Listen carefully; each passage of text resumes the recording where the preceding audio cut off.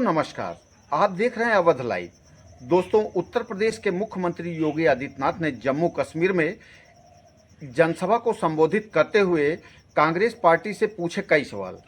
उन्होंने कहा कि जम्मू कश्मीर में चुनाव और के माध्यम से दुनिया को एक बहुत बड़ा संदेश मिला है।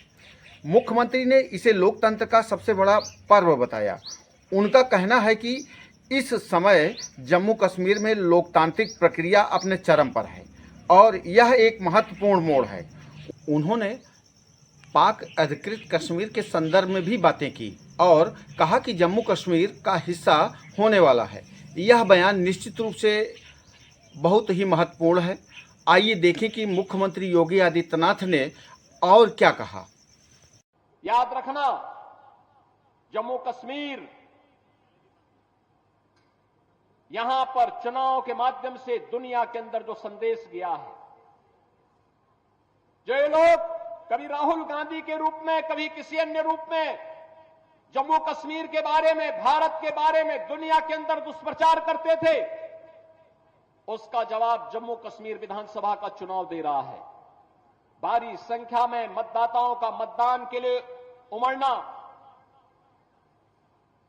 चुनाव के प्रति उनके रुझान को यह दिखाता है कि उन्होंने परिवारवादी राजनीति को, विभाजनकारी राजनीति को तिलांजलि दी है और वे आज जम्मू कश्मीर के अंदर एक लोकतांत्रिक सरकार चाहते हैं और लोकतांत्रिक सरकार के माध्यम से विकास की मुख्य धारा के साथ जुड़ करके एक भारत श्रेष्ठ भारत की सजग प्रहरी के रूप में काम करना चाहते हैं।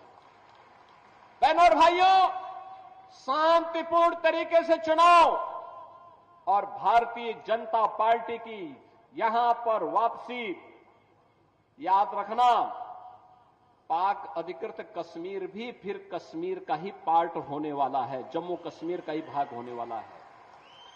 और यही तो हलचल है पाकिस्तान में। वे अपने लोकतंत्र को बचा नहीं पाए।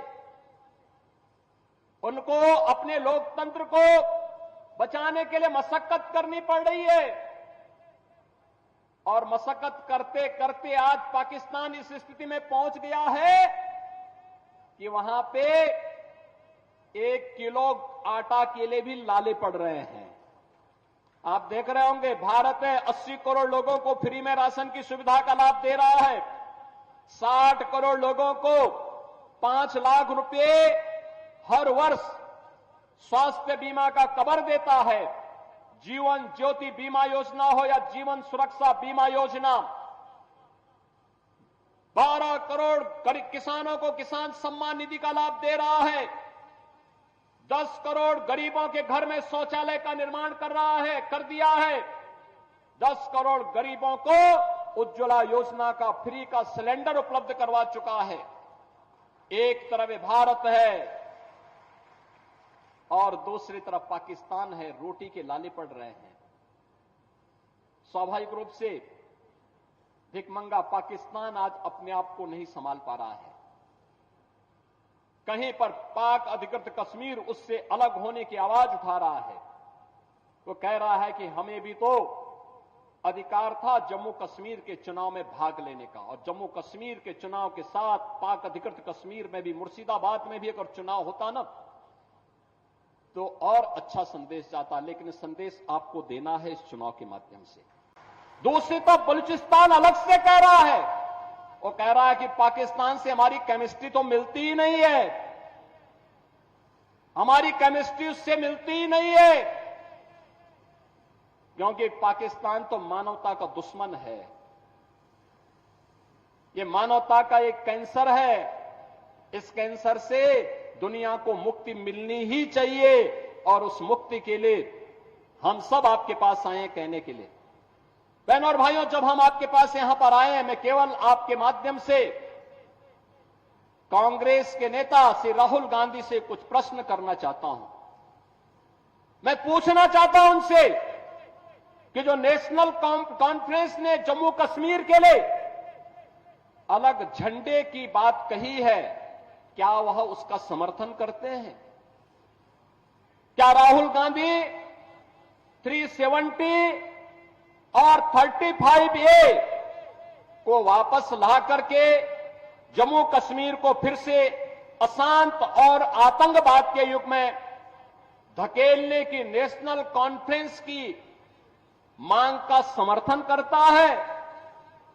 क्या कांग्रेस कश्मीर के युवाओं की कीमत पर पाकिस्तान के साथ वार्ता करके फिर से अलगाववाद को बढ़ावा देने का समर्थन करती है?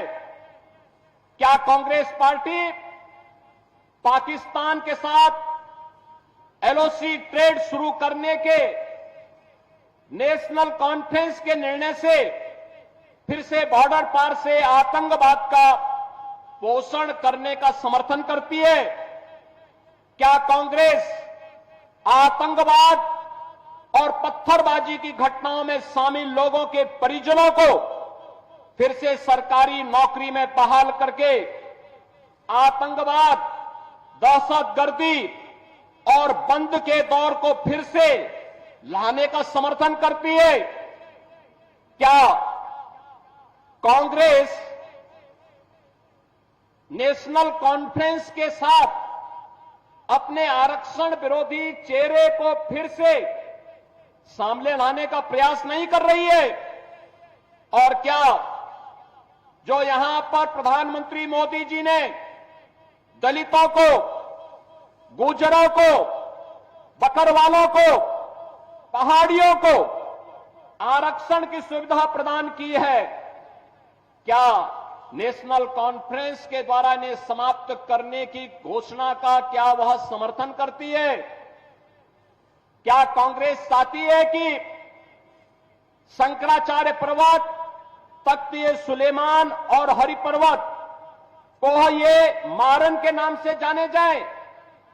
क्या कांग्रेस जम्मू कश्मीर की अर्थव्यवस्था को एक बार फिर से भ्रष्टाचार की आग में झोंककर पाकिस्तान समर्थित गिने चुने परिवारों के हाथों में सौंपने का समर्थन करती है?